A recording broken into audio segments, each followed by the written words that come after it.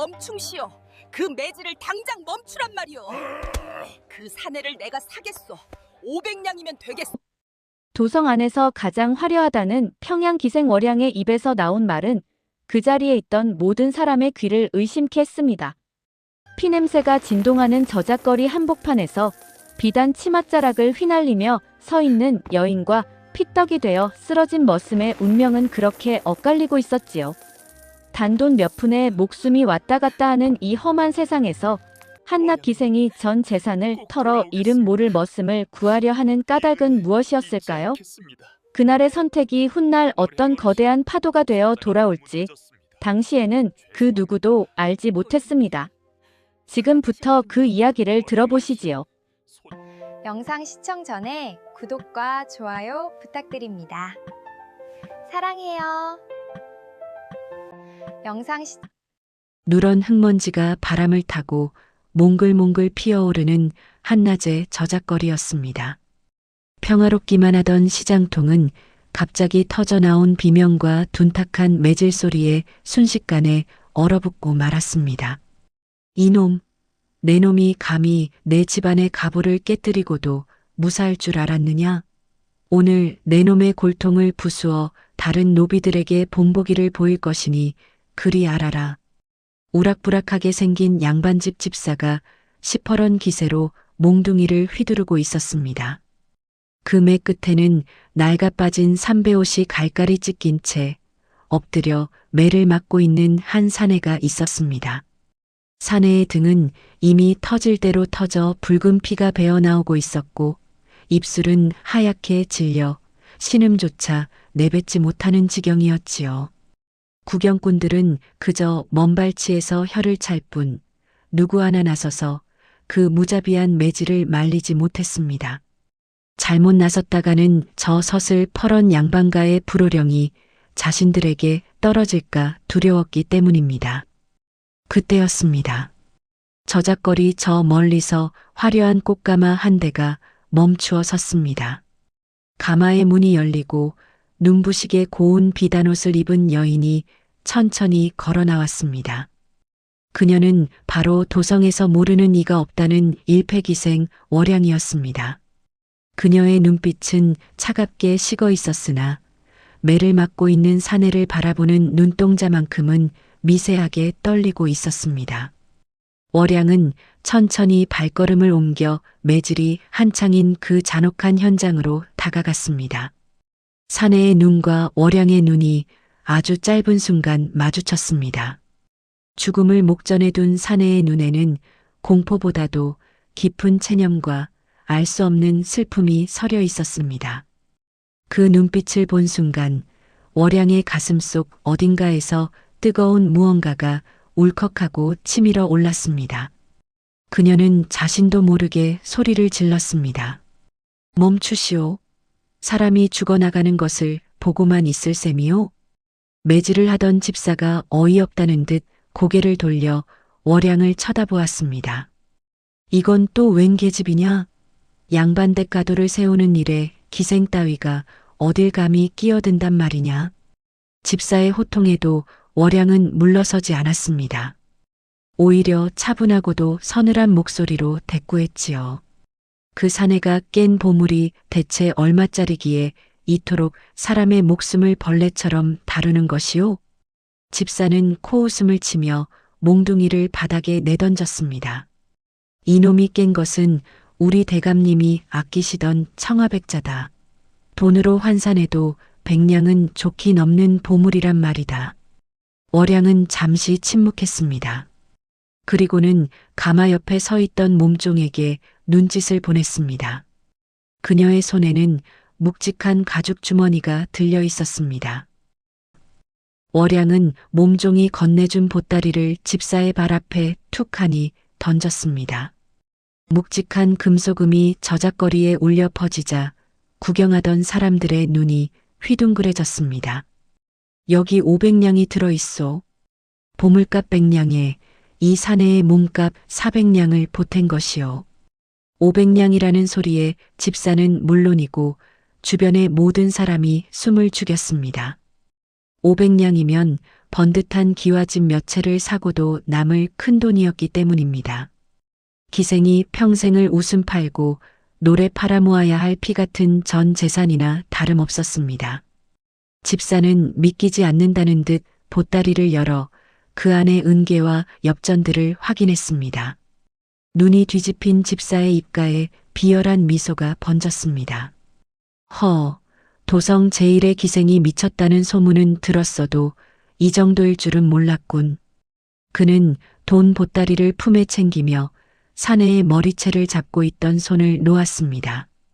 사내는 바닥에 처박혔고 집사는 침을 뱉으며 부하들을 이끌고 사라졌습니다. 이제 저작거리에는 만신창이가 된 사내와 그 앞에 홀로 선 월양만이 남았습니다. 사람들은 수군거리기 시작했습니다. 저 미친 기생 좀 보게나. 아무리 돈이 많기로써니 저런 이름 없는 머슴 하나에 500냥을 쓰다니. 제정신이 아니구먼. 이제 월양도 끝장이야. 전 재산을 다 썼으니 기방에서도 쫓겨날 텐데 어쩌려고 저러나. 세간의 비아냥거림은 월양의 귀에 들어오지 않았습니다. 그녀는 조심스럽게 무릎을 굽히고 앉아 신음하는 사내의 얼굴을 살폈습니다. 사내의 얼굴은 흙먼지와 피로 범벅이 되어 형체를 알아보기 힘들 정도였습니다. 월양은 자신의 고운 비단 수건을 꺼내 사내의 이마를 닦아주었습니다. 정신이 드시오? 이제 괜찮소? 당신은 이제 자유의 몸이 되었소? 사내는 힘겹게 눈을 떠 월양을 바라보았습니다. 그의 눈동자에는 의문과 미안함, 그리고 말로 다 표현 못할 고마움이 뒤섞여 있었습니다. 사내는 갈라진 목소리로 간신히 입을 뗐습니다. 어찌하여 저 같은 놈을 위해 그런 큰 돈을 쓰셨습니까? 저는 그럴 가치가 없는 놈입니다. 월양은 엷게 미소를 지었습니다. 하지만 그 미소 뒤에는 쓸쓸함이 배어 있었지요. 사람의 목숨에 가치가 있고 없음이 어디 있겠소? 내 눈에는 당신의 목숨이 그 보물보다 훨씬 귀해 보였을 뿐이요. 월양은 사내를 부축하여 자신의 가마에 태우려 했습니다. 자신은 걸어가더라도 이 부상당한 사내만큼은 살려야겠다는 일념뿐이었습니다. 월양의 처소로 옮겨진 사내는 며칠 동안 사경을 헤맸습니다. 그동안 월양은 기방의 눈총과 비난을 온몸으로 받아내야 했습니다. 행수기생은 재산을 탕진하고 쓸모없는 머슴을 들인 월양을 당장 내쫓으려 했지요. 내가 제정신이냐? 500냥이면 내가 평생 기생질을 하지 않아도 먹고 살 돈이다. 행수의 호통에도 월양은 묵묵히 사내의 약을 다렸습니다. 그녀에게는 돈보다 소중한 것이 있었습니다. 그것은 바로 사람을 사람답게 대하는 마음이었습니다. 열흘째 되는 날 사내는 마침내 정신을 차리고 자리에서 일어날 수 있게 되었습니다. 사내의 이름은 돌쇠라고 했습니다. 그는 월양 앞에 무릎을 꿇고 절을 올렸습니다. 아씨, 제 목숨은 이제 아씨의 것입니다. 평생 종으로 부려주십시오. 월양은 돌쇠를 일으켜 세우며 고개를 저었습니다. 내가 당신을 산 것은 종으로 부리기 위함이 아니오. 당신은 이제 누구의 간섭도 받지 않는 자유인이오. 월양은 품속에서 미리 준비해둔 노비 문서와 얼마간의 여비를 꺼내 놓았습니다. 돌쇠의 눈에서 굵은 눈물이 뚝뚝 떨어져 방바닥을 적셨습니다. 이 은혜를 어찌 갚아야 할지 모르겠습니다. 반드시 살아서 이 은혜를 갚으러 오겠습니다. 월양은 그저 조용히 고개를 끄덕였습니다. 은혜를 갚겠다는 생각은 하지 마시오. 그저 어디선가 사람답게 살아준다면 그것으로 족하오. 어둠이 짙게 깔린 야삼경, 돌쇠는 월양의 배웅을 받으며 기방의 뒷문을 나섰습니다. 그는 몇 번이고 뒤를 돌아보며 절을 올렸고 월양은 그가 어둠 속으로 완전히 사라질 때까지 그 자리를 지켰습니다. 그녀의 손에 남은 것은 이제 아무것도 없었습니다. 화려하던 폐물도 평생을 모은 은계도 사라졌지만 그녀의 마음만큼은 이상하리만치 평온했습니다. 찬바람이 월양의 옷깃을 스치고 지나갔습니다. 그녀는 이제부터 닥쳐올 고난의 세월을 예감하고 있었습니다. 전 재산을 잃은 기생에게 세상은 결코 다정하지 않을 것이기 때문입니다. 하지만 월양은 후회하지 않았습니다. 한 사람의 생명을 구했다는 사실만으로도 그녀의 고단한 삶은 충분히 보상받은 기분이었습니다. 세월은 흐르는 물과 같아서 어느덧 10년이라는 시간이 훌쩍 지나갔습니다. 한때 도성을 풍미하던 명기 월양의 이름도 사람들의 기억 속에서 서서히 잊혀갔지요. 전 재산을 털어 이름 모를 머슴을 구했던 그날의 일은 사람들에게 그저 미친 기생의 망령된 짓으로 치부되며 비웃음거리가 되었습니다. 돈이 마르자 월양의 주변을 가득 메웠던 구름 같은 사내들도 하나둘씩 썰물처럼 빠져나갔습니다. 비단 옷은 낡아 무명옷이 되었고 고왔던 손마디는 거친 빨래실과 바느질로 툭툭 붉어져 나왔습니다. 기방의 행수기생은 더 이상 돈을 벌어다 주지 못하는 월양을 구박하기 일쑤였습니다. 내가 그날 그 500냥만 챙겼어도 지금쯤 남부럽지 않게 안방마님 소리 들으며 살았을 것 아니냐? 행수의 차가운 비아냥에도 월양은 그저 묵묵히 마당을 쓸 뿐이었습니다. 그녀의 얼굴에는 세월이 남긴 주름이 깊게 패였으나 눈동자만큼은 여전히 맑고 깊었습니다. 하지만 육신의 고단함은 피할 수 없는 법이었지요. 찬바람이 불어오는 겨울이 되자 월양은 지독한 곧불에 걸려 자리에 눕게 되었습니다. 약 한 첩 써보지 못하고 좁디 좁은 골방에서 덜덜 떨며 밤을 지새우는 날이 많아졌습니다. 기방의 어린 기생들은 이제 월양을 퇴기라 부르며 대놓고 무시하기 시작했습니다. 그녀가 한때 도성 최고의 춤꾼이었고 문장가들이 다투어 시를 지어 바치던 여인이었다는 사실을 아는 이는 이제 아무도 없었습니다. 월양은 깊은 밤 홀로 등잔불 아래 앉아 거칠어진 자신의 손을 내려다보았습니다. 문득 10년 전 저작거리에서 마주쳤던 그 사내의 눈빛이 떠올랐습니다. 그 사내는 어디서 무얼 하며 살고 있을까? 부디 죽지 않고 어디선가 밥이나 굶지 않고 살고 있다면 좋으련만. 월양은 자신의 처지보다도 그때 보낸 돌쇠의 안부를 먼저 걱정했습니다. 자신의 전 재산과 바꾼 그 목숨이 헛되지 않기만을 바라는 마음뿐이었지요. 기침 소리가 깊어질수록 월양의 몸은 눈에 띄게 수척해졌습니다.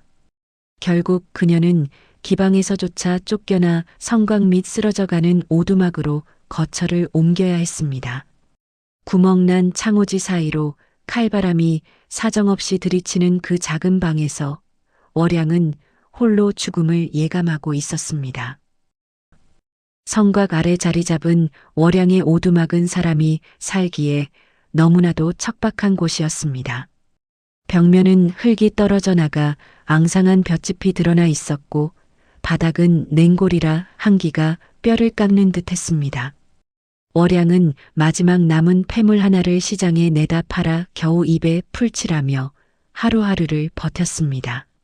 마을 사람들은 그녀를 미친 할멈이라 부르며 가까이 가기를 꺼렸습니다.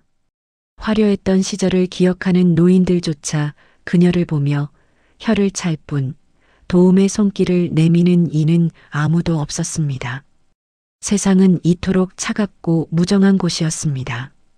월양은 매일같이 산에 올라 뗄나무를 주워왔으나 병든 몸으로 장작을 패는 일은 여간 고역이 아니었습니다. 손등은 갈라져 피가 맺혔고 무릎은 시큰거려 제대로 걷기조차 힘들었습니다. 그러던 어느 날 마을에 큰 소동이 일어났습니다. 이 지역을 다스리던 사또의 탐악이 극에 달해 백성들의 원성이 하늘을 찌르고 있었기 때문입니다. 사또는 기생 출신인 월양에게까지 세금을 독촉하며 압박을 가했습니다. 내가 한때 돈이 많았으니 숨겨둔 금덩이라도 있을 것 아니냐? 내놓지 않으면 당장 옥에 가둘 것이다. 사또의 하수인들은 월양의 허름한 오두막을 샅샅이 뒤지며 가재도구를 때려 부쉈습니다. 월양은 바닥에 주저앉아 그 광경을 무력하게 지켜볼 수밖에 없었습니다. 그녀에게 남은 것은 이제 낡은 솥단지 하나와 너덜너덜한 이불 뿐이었습니다. 그때 월양의 마음속에 문득 서러움이 밀려왔습니다. 자신이 한 사람의 생명을 구하기 위해 베풀었던 그 선의가 왜 이런 비참한 결과로 돌아와야 하는지 하늘이 원망스러웠습니다. 하지만 그 원망도 잠시였습니다. 그녀는 10년 전 돌쇠가 흘렸던 눈물을 떠올렸습니다. 그 눈물 속에는 진심 어린 고마움과 인간으로서의 존엄이 담겨 있었습니다. 그래, 나는 사람을 구했으니 그것으로 되었다. 이 목숨 하나 사라지는 것이야 무슨 대수겠느냐. 월양은 마음을 다잡으며 차가운 바닥에 몸을 눕혔습니다. 굶주림과 추위가 그녀의 의식을 점점 흐릿하게 만들고 있었습니다. 눈을 감으면 마치 환상처럼 예전에 화려했던 시절이 스쳐 지나갔습니다. 풍악 소리가 들리고 사람들이 박수를 치며 그녀의 춤사위를 칭찬하던 그 시절 말입니다. 하지만 이제 그녀 곁에 남은 것은 거친 바람 소리와 자신의 힘겨운 숨소리뿐이었습니다. 월양이 사경을 헤매고 있던 그 무렵 한양에서 내려온 새로운 암행어사의 행차가 인근 마을에 도착했다는 소문이 돌았습니다. 백성들은 새로운 어사가 나타나 탐관 오리들을 벌해주기를 간절히 바랐지요. 마을은 들썩였고 사또는 자신의 비리가 탄로날까 전전긍긍하며 어사의 정체를 파악하려 혈안이 되었습니다. 그런 와중에 월양의 병세는 더욱 악화되어 이제는 물 한 모금 넘기기 힘든 지경이 되었습니다. 그녀는 마지막 힘을 다해 방안을 정리하고 단정하게 머리를 빗었습니다. 기생으로서의 자존심은 버렸을지언정 인간으로서의 품격만큼은 끝까지 지키고 싶었기 때문입니다. 그때였습니다. 굳게 닫혔던 오두막 문이 거칠게 열리며 누군가 들어왔습니다. 월양은 어렴풋이 뜨이는 눈으로 입구 쪽을 바라보았습니다. 화려한 관복을 입은 사내와 그 뒤를 따르는 수행원들의 모습이 보였습니다. 월양은 사또의 하수인들이 또다시 자신을 괴롭히러 온 줄 알고 힘없이 고개를 떨구었습니다. 가져갈 것이 없소. 제발 이대로 조용히 가게 해주시오. 그녀의 갈라진 목소리가 방 안에 힘겹게 울려 퍼졌습니다. 그런데 방 안으로 들어온 사내는 아무런 말이 없었습니다.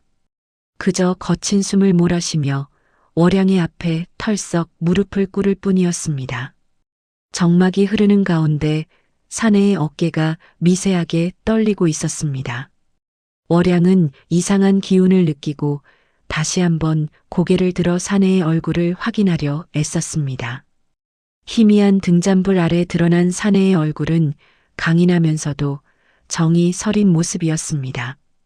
어딘가 낯익은 그 눈매를 본 순간 월양의 심장이 멎는 듯 했습니다. 사내는 떨리는 손을 뻗어 월양의 거친 손을 맞잡았습니다. 그의 눈에서 뜨거운 눈물 한 방울이 월양의 손등 위로 떨어졌습니다. 아씨, 소인 돌쇠입니다. 10년 전 목숨을 구해주셨던 그 미천한 머슴 돌쇠가 돌아왔습니다. 그 목소리는 10년 전 저작거리에서 들었던 그 갈라진 목소리가 아니었습니다. 당당하고도 깊은 울림이 있는 한 나라의 관직에 오른 대장부의 목소리였습니다.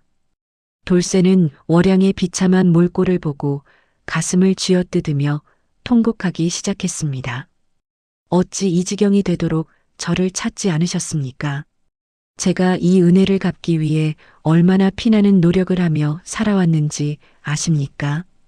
월양은 믿기지 않는 듯 돌쇠의 얼굴을 어루만졌습니다. 그녀의 마른 입술에서 작은 탄성이 터져 나왔습니다.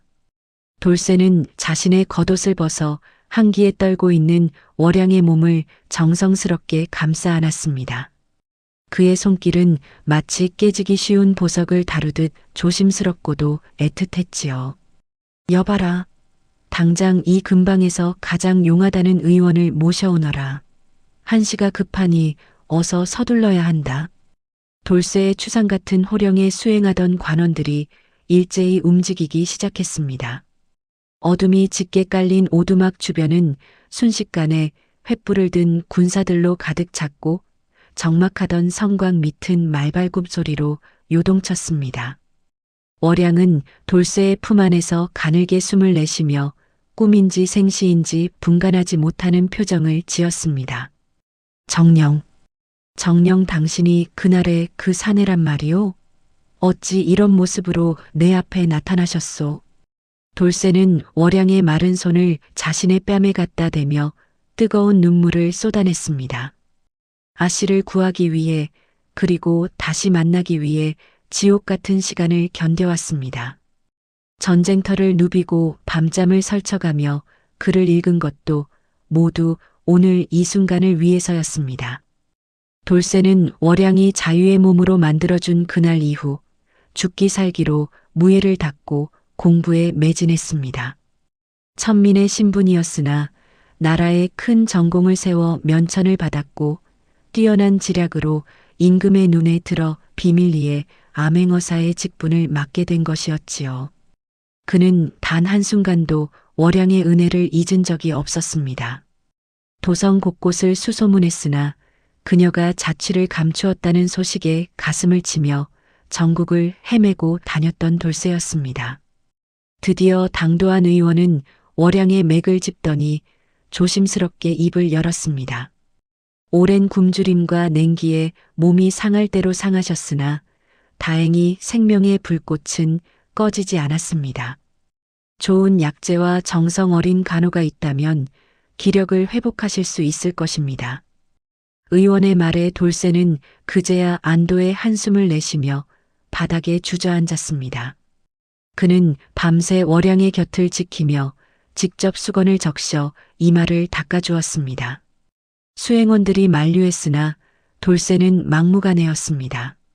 10년 전 이분은 자신의 목숨과도 같은 전 재산을 버려 나를 살리셨다.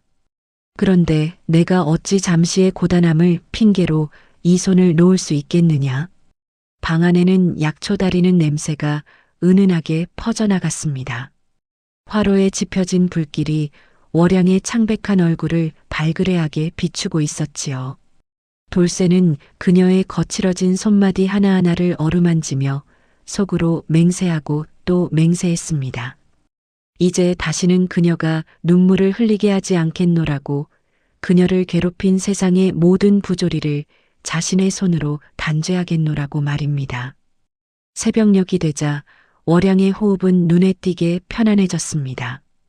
돌쇠는 그녀의 잠든 얼굴을 바라보며 나지막이 노래하듯 속삭였습니다. 아씨, 이제 걱정 마십시오. 소인이 아씨의 든든한 버팀목이 되어드릴 것입니다. 그 목소리에는 10년의 세월 동안 쌓아온 그리움과 굳은 의지가 서려 있었습니다. 다음 날 아침 마을은 발칵 뒤집혔습니다. 성곽 및 오두막에 수십 명의 광군이 들이닥쳤고 그곳에 머물던 미친 할멈이 사실은 암행어사의 은인이라는 소문이 삽시간에 퍼졌기 때문입니다. 사또는 이 소식을 듣고 사색이 되어 벌벌 떨기 시작했습니다. 자신이 괴롭히고 재산을 갈취하려 했던 노파가 암행어사의 정인이나 다름없는 존재였다니 이제 제 목숨이 풍전등화와 같음을 직감한 것이지요. 사또는 부랴부랴 예복을 갖춰 입고 돌쇠가 머무는 숙소로 달려갔습니다. 사또나리, 소간이 무지하여 어르신을 알아보지 못하고 큰 결례를 범했습니다. 부디 노여움을 거두어 주십시오. 사또는 바닥에 머리를 찌우며 목숨을 구걸했습니다. 하지만 돌쇠의 눈빛은 얼음장보다 더 차갑고 매서웠습니다. 돌쇠는 관복을 단정히 차려입고 마당 한복판에 설치된 의자에 앉아 사또를 내려다보았습니다. 네 이놈, 백성을 보살펴야 할 관리가 병들고 지친 여인을 겁박하고 그 마지막 남은 솥단지까지 뺏으려 했느냐? 그것이 임금님께서 내게 맡기신 소임이란 말이냐? 돌쇠의 불호령이 떨어지자 사또는 이빨을 부딪히며 신음했습니다. 돌쇠는 사또뿐만 아니라 월양을 무시하고 박대했던 기방의 행수와 마을 사람들도 모두 불러 모았습니다. 행수 기생은 돌쇠의 위험에 눌려 고개도 들지 못한 채 벌벌 떨었습니다. 그녀는 10년 전 돌쇠를 비웃으며 월양을 내쫓았던 기억이 떠올라 등에 식은 땀이 줄줄 흘렀습니다. 마을 사람들도 마찬가지였습니다. 도움이 필요한 이웃을 외면하고 손가락질했던 자신들의 모습이 부끄러워 아무 말도 하지 못했지요. 돌쇠는 엄숙한 목소리로 판결을 내렸습니다. 사또는 관직을 박탈하고 그동안 갈취한 재산을 몰수하여 가난한 백성들에게 나누어 주어라. 또한 옥에 가두어 그 죄를 엄히 다스릴 것이다. 사또는 비명을 지르며 관군들에게 끌려나갔습니다. 이어 돌쇠는 행수 기생을 향해 시선을 돌렸습니다. 너는 월양 아씨가 벌어다 준 돈으로 부를 누리면서도 정작 그녀가 어려울 때 배신하고 내쫓았다. 사람의 도리를 저버린 내 죄도 결코 가볍지 않다. 행수는 바닥에 엎드려 울며불며 자비를 빌었습니다. 돌쇠는 그녀에게 월양이 입었던 고통만큼의 보상을 명령하고 그녀의 기방을 몰수하여 어려운 여인들을 돕는 곳으로 바꾸게 했습니다. 징벌이 끝난 후 돌쇠는 구경하던 마을 사람들을 향해 천천히 입을 열었습니다. 여러분 잘 들으시오. 이 여인은 10년 전 이름도 모르는 미천한 머슴을 위해 자신의 전 재산을 내놓았습니다. 그녀가 구한 것은 일개 머슴의 목숨이 아니라 사람 사이의 믿음과 정이었습니다. 돌쇠의 목소리가 마을 광장에 울려 퍼지자 사람들은 숙연한 표정으로 고개를 숙였습니다. 돈보다 귀한 것이 무엇인지, 진정한 사람의 가치가 어디에 있는지 돌쇠는 온몸으로 보여주고 있었던 것입니다. 단죄의 현장을 지켜보던 백성들은 비로소 막혔던 가슴이 뻥 뚫리는 듯한 카타르시스를 느꼈습니다. 인과응보라는 말이 이보다 더 통쾌하게 실현된 적은 없었으니까요. 돌쇠는 판결을 마친 후 곧장 월양의 방으로 향했습니다. 그의 매서웠던 눈빛은 그녀의 방문 앞에 서자마자 다시 온화하고 부드러운 빛으로 바뀌어 있었습니다. 폭풍우가 지나간 자리에는 언제나 평온한 아침이 찾아오기 마련이지요. 사또의 정청이 아닌 햇살이 잘 드는 아늑한 별당으로 옮겨진 월양은 며칠 만에 기력을 회복하여 자리에서 일어날 수 있게 되었습니다. 그녀가 눈을 떴을 때 가장 먼저 보인 것은 정갈하게 차려진 미음상과 그 옆에서 조용히 책을 읽고 있던 돌쇠의 모습이었습니다. 돌쇠는 월양이 깨어난 것을 확인하자마자 책을 내려놓고 황급히 다가왔습니다. 아씨, 몸은 좀 어떠십니까? 의원 말로는 이제 고비는 완전히 넘겼다고 합니다. 돌쇠의 목소리는 다정했지만 그 안에는 여전히 10년 전 그를 살려주었던 여인에 대한 무거운 존경심이 담겨 있었습니다. 월양은 침상에 기대어 앉아 창밖으로 보이는 정원을 멍하니 바라보았습니다. 이 모든 것이 정녕 꿈이 아니란 말이오? 나는 그저 그 오두막에서 쓸쓸히 생을 마감할 줄로만 알았소. 돌쇠는 월양의 손을 다시 한번 꼭 잡았습니다. 꿈이 아닙니다. 제가 아씨를 찾기 위해 보낸 1500일의 밤들이 증명하고 있습니다. 돌쇠는 자신이 보낸 지난 10년의 세월을 천천히 풀어놓기 시작했습니다. 그는 월양이 준 여비를 들고 평안도 북방으로 올라가 군에 입대했습니다. 글을 읽을 줄 알았던 그는 군관의 눈에 띄어 서기 업무를 맡았고 실전에서는 누구보다 용맹하게 앞장서 공을 세웠습니다. 적의 화살이 어깨를 관통했을 때도, 살을 에어내는 추위 속에서 매복을 할 때도 그는 오직 한 가지만을 생각했습니다. 자신을 사람으로 대접해주고 목숨을 바꿔준 월양에게 부끄럽지 않은 사람이 되어 돌아가겠다는 결심이었습니다. 전쟁이 끝나고 공신으로 인정받아 면천을 받았을 때 임금님께서는 소인에게 무엇을 원하느냐 물으셨습니다. 돌쇠의 눈시울이 다시 붉어졌습니다. 저는 금은보화도 높은 관직도 필요 없으니 오직 제 목숨의 주인인 여인을 찾을 수 있게 해달라고 청했습니다. 임금은 돌쇠의 충심과 의리에 감복하여 그에게 암행어사의 마패를 내리며 전국을 살피는 동시에 은인을 찾을 수 있도록 허락해 주었던 것이지요. 월양은 돌쇠의 이야기를 들으며 눈물을 멈출 수 없었습니다. 자신이 베푼 작은 연민이 한 남자의 인생을 이토록 거대하게 바꾸어 놓았다는 사실이 믿기지 않았습니다. 나는 그저 당신의 눈에서 나를 보았을 뿐이요. 돈 500냥은 그저 종이 조각이나 다름없었소. 월양의 말에 돌쇠는 고개를 가로저었습니다. 아닙니다. 그 500냥은 아씨의 인생 그 자체였습니다. 자신의 삶을 던져 타인을 구하는 일은 성인이나 할 수 있는 일이지요. 방 안에는 따스한 향내와 함께 두 사람의 깊은 유대감이 공기 속에 가득 찼습니다. 월양은 비로소 깨달았습니다. 자신이 전 재산을 잃고 보낸 10년의 고통은 결코 헛된 것이 아니었음을 말입니다. 세상은 그녀를 버린 듯 보였으나 그녀가 구한 생명은 세상보다 더 큰 사랑이 되어 돌아온 것이었습니다. 어느덧 추운 겨울이 물러가고 산과 들에 파릇파릇한 새싹이 돋아나는 봄이 찾아왔습니다. 월양은 이제 건강을 완전히 회복하여 예전의 단아하고 우아한 기품을 되찾았습니다. 비록 화려한 비단옷을 입지는 않았으나 그녀의 맑은 안색은 그 어떤 보석보다도 빛이 났지요.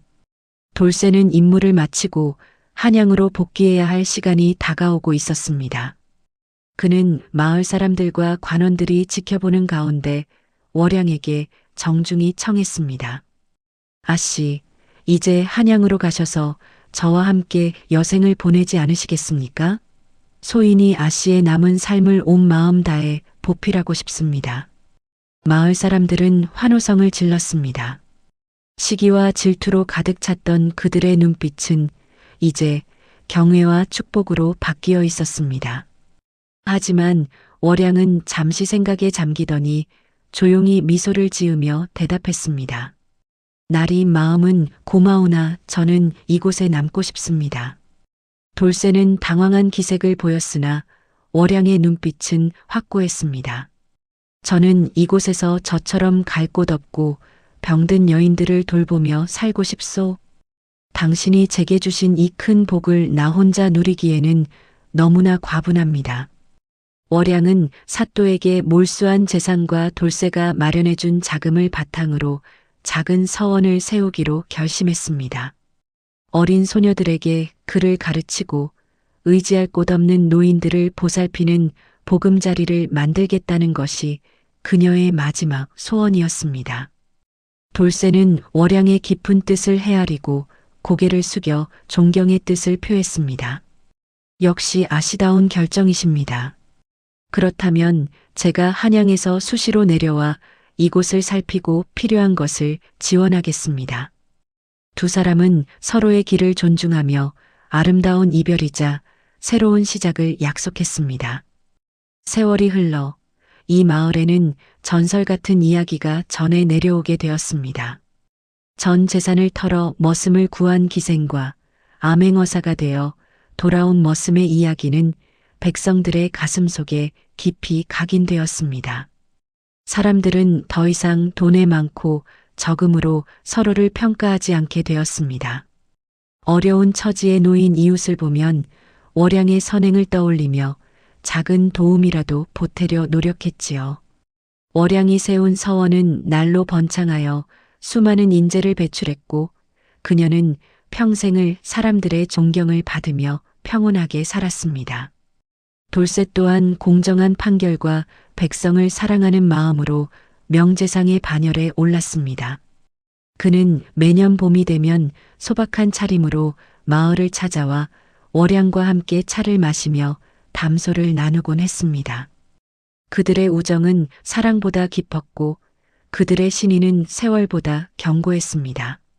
사람의 가치를 알아보는 안목과 그 은혜를 잊지 않는 진실한 마음이 만났을 때 세상이 얼마나 따뜻해질 수 있는지를 두 사람은 몸소 증명해 보였습니다. 오늘날까지도 바람을 타고 들려오는 이 이야기는 우리에게 진정한 불안 무엇인가를 다시 한번 생각하게 만듭니다. 여러분, 오늘 준비한 이야기는 여기까지입니다. 전 재산 500냥을 망설임 없이 내놓았던 월양의 용기와 10년의 세월을 견뎌 은혜를 갚은 돌쇠의 의리가 가슴을 뭉클하게 하지 않습니까? 살다 보면 우리도 예기치 못한 시련을 겪기도 하고 누군가에게 베푼 선의가 당장 돌아오지 않아 실망할 때도 있습니다. 하지만 월양과 돌쇠의 이야기처럼 진심을 다해 뿌린 씨앗은 언젠가 반드시 가장 아름다운 꽃을 피우게 마련입니다. 지금 당장 앞이 보이지 않더라도 곁에 있는 사람을 소중히 여기고 선한 마음을 잃지 않는다면 여러분의 삶에도 반드시 큰 복이 찾아올 것이라 믿습니다. 시청자분들의 삶 속에도 오늘 이야기와 같은 기적 같은 반전과 따뜻한 보은의 순간들이 가득하기를 진심으로 기원합니다. 긴 시간 동안 경청해 주셔서 대단히 감사합니다.